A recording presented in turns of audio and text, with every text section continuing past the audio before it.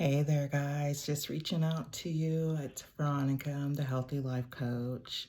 I've been a life coach since about 2005, so have a little experience under my belt. Not a counselor, not a therapist, or anything on those lines, although I do advocate if you think that you need some help as it relates to counseling. I definitely encourage that. I think that is a great arena. But if you're looking to, you have a specific goal, excuse me, and you want to go ahead and work towards that goal or a few goals, and you want to start where you are and work towards those goals, then life coaching may be for you. I do coaching in individual settings and in group settings. So if you're interested, please reach out, and I'd be more than happy to schedule a free consultation with you. And today, this video is going to be about breaking those generational curses as it relates to incarceration.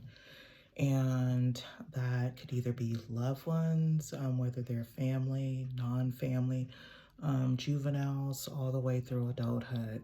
And I think that is a critical area that we as a society really need to take some time and think about it, considering if you are in the U.S., we incarcerate the most amount of people. And in my opinion, many times it starts in childhood.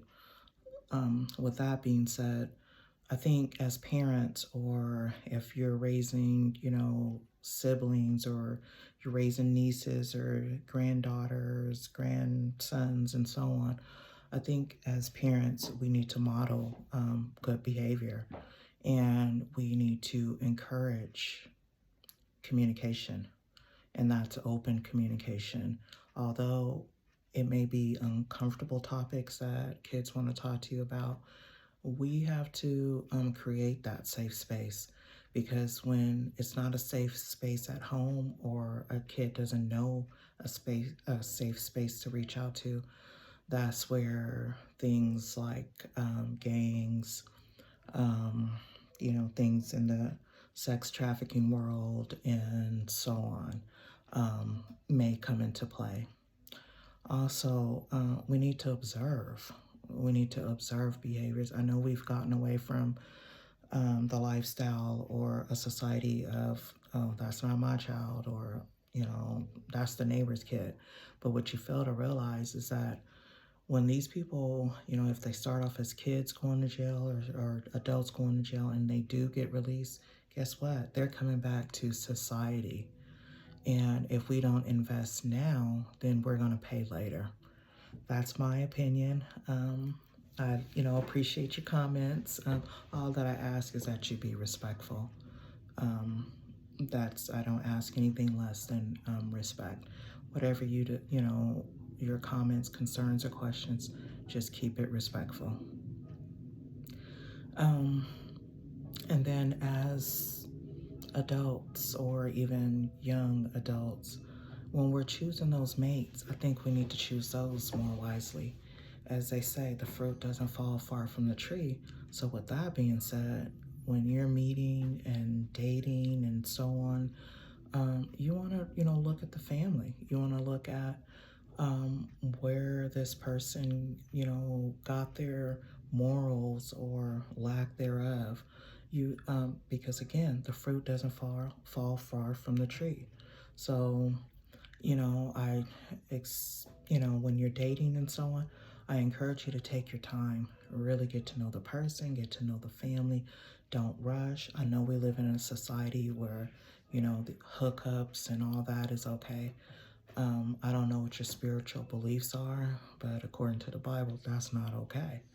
That's supposed to be designed between a married man and woman, not just hooking up and, satisfying our fleshly desires and so on.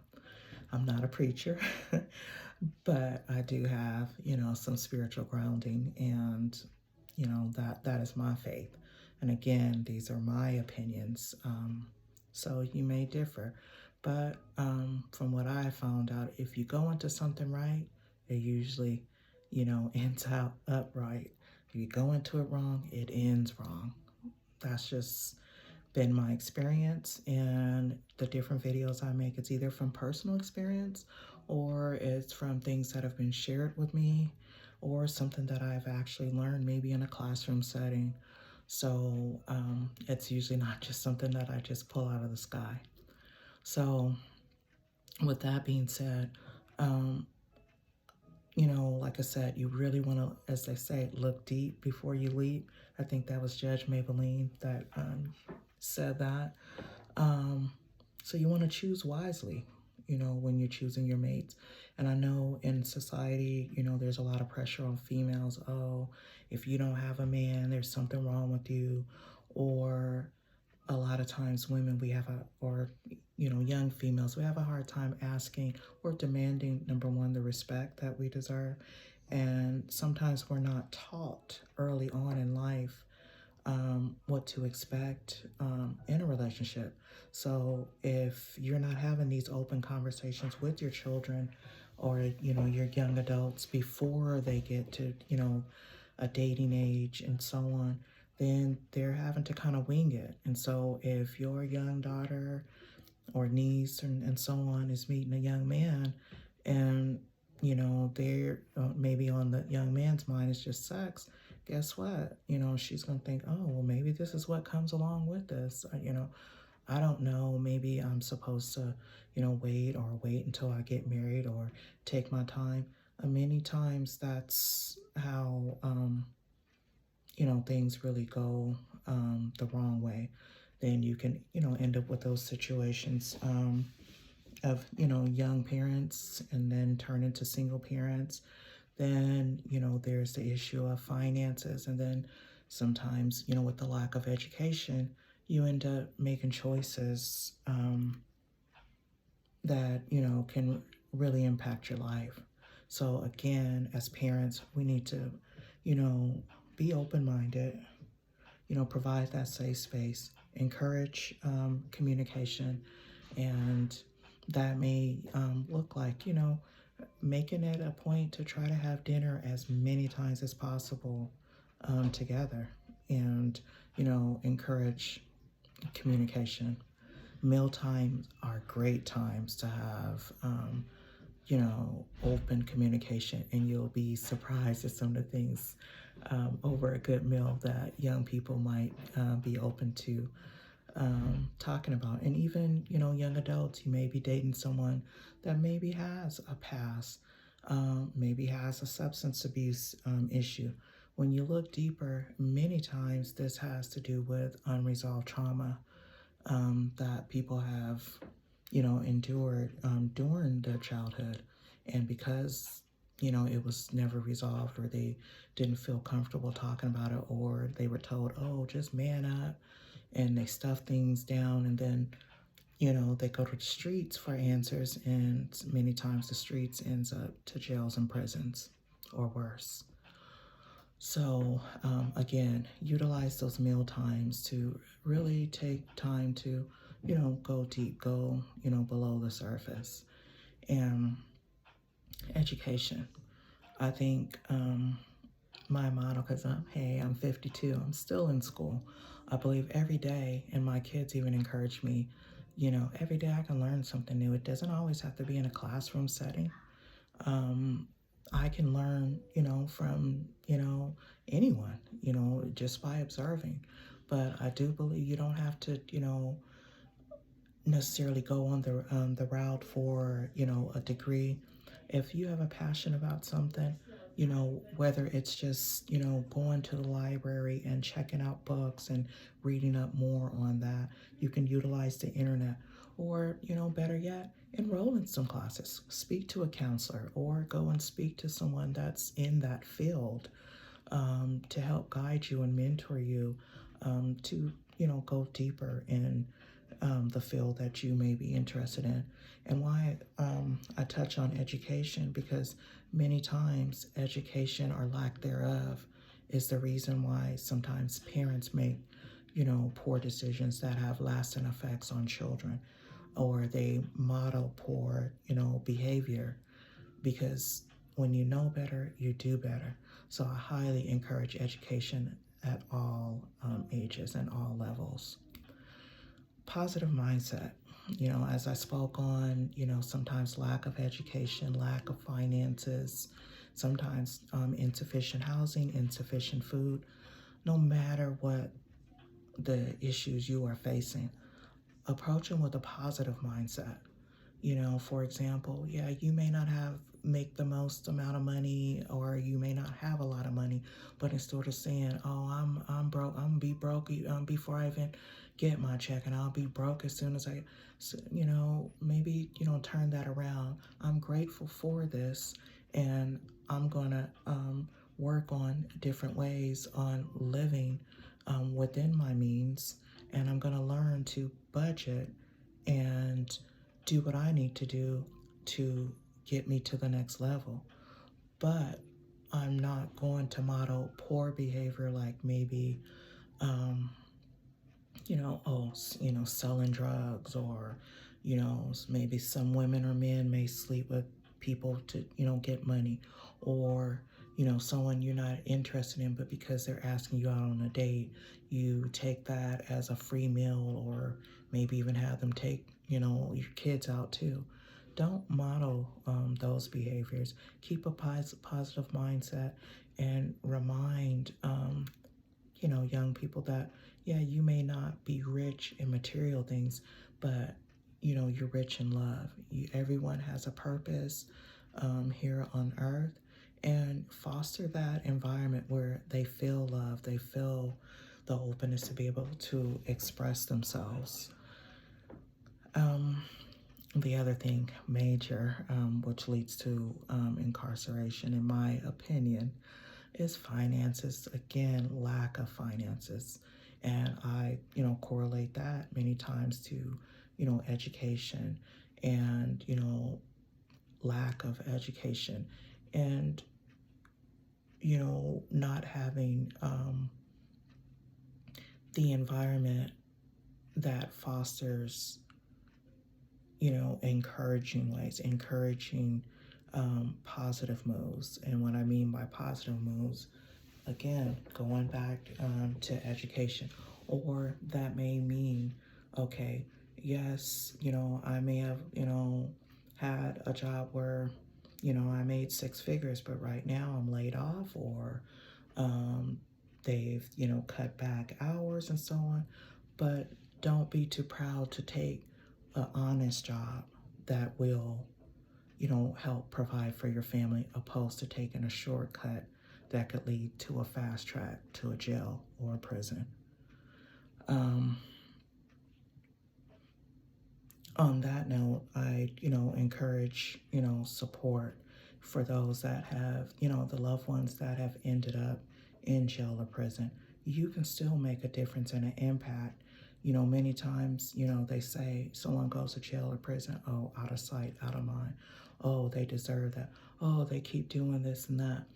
Before you place judgment, you might want to say, I wonder what happened to that person. What unresolved issues do they have where they keep repeating this cycle of, going back to a correctional facility, or, maybe rehab didn't work. So support is huge. If, a person is struggling and they know all you're going to have to say to them is something negative, like, oh, you're a dope fiend, you a thief, you ain't no good, you this, you that. Instead of saying, I know you're struggling, what can I do to help support you and help get you, on the right track? Because, God has a plan for you. You have a gift. You have something to give to this world. And instead of, being judgmental in a negative way, support. If they've ended up in a correctional facility, or rehab or something, you can support in many ways. And it doesn't always have to be finances. However, in our, um, so-called correctional facilities, many times finances are very much needed. But you can support by, having positive conversation. If you're able to get, maybe free calls, be available. Show up. If your loved one's able to get a visit, a video visit, make yourself available. Even if you're having a bad day going through something, make that environment when that call or that video comes in that you put on a positive demeanor. It's not being fake. It's, what I believe is where the mind goes, the body goes. So if your loved one can see that, okay, yeah, my mom or my dad or my aunt, they're struggling, but they're still, have a good demeanor, and they're encouraging me, to even while they're there, encourage them to read. Books can take you all over the world. Books can take you to space. You know, again, where the mind goes, the body will follow. And so even if they're locked in a cell, they're on lockdown 23 hours a day. If they're able to have access to books or articles, if you could write a quick one-page note and maybe cut out some articles from a magazine, something that you know that they're interested in and that's positive, send that in just to even receive that one-page letter, or better yet, a postcard. You don't have much time, that's okay. Get a postcard. It's cheaper. Even if it's, hey, loved one, I'm thinking about you. I'm praying for you. I'm sending encouragement and love, whatever your name is. Those are different ways that you can encourage. And any other resources, if you know that they're getting out and maybe they're struggling with housing, and if they don't have the proper housing, they may end up going to that old neighborhood and be influenced by those other ways that led them there. Then if you know of some housing, or if you know of someone that would be willing to house them while they get on their feet, share those resources. Because again, these people come back to, your neighborhoods, our society. So what we put out is what we get back. And if we just throw away the key and just throw people away, guess what? Those are the people that are sitting next to you on the bus. Those are the people you're in the grocery store with. Those are the people that, may not have the resources when they are let out of jail with the clothes they had 2 years ago and nowhere to go. Those are the people that may be tempted to, snatch your purse or take your wallet and so on. Those are the people that, things have happened to them, and what do they say? Hurt people hurt people. So all I can say on that is, you can make a difference. You can encourage others, and you can help break these generational curses of repeat and generational incarceration. I'm sorry, I was having a little itch there. On an ending note, as an individual, we always want to be changing, growing, and learning. So you always want to be working on changing yourself for the better. You want to be growing, challenge yourself. If it feels uncomfortable, guess what? It's probably good for you. Anything that's easy and not challenging, that's when you get stuck in being mediocre. And God has more plans for you than being mediocre. Learning, like I said, that doesn't always have to be a classroom setting or a degree outline or anything like that. Whatever your heart desire, get more education on it. Read up on it. Share with others. Be open to learning from others. And on that note, I'm going to end there and just know that, how we break these chains of generational curses as it relates to incarceration. Again, you want to be open-minded, open to communication, encourage communication, model positive behavior. And, if you're struggling, or of someone that's struggling in that area, or your family is struggling in that area, and you want to make some changes and you want someone to talk to, again, I am a life coach. You can reach out. I'm more than willing to work with you. Or if you're looking for counseling. I can help guide you in that area of ways to seek services. But I just want to know that you are loved and you can make a difference, and you are a billboard for positivity. So wear that billboard proudly. On that note, I look forward to all your comments, your concerns, and any questions that you may have. And be blessed in this year as we begin 2024, and be a blessing to others. On that note, bye for now, and see you in the next video.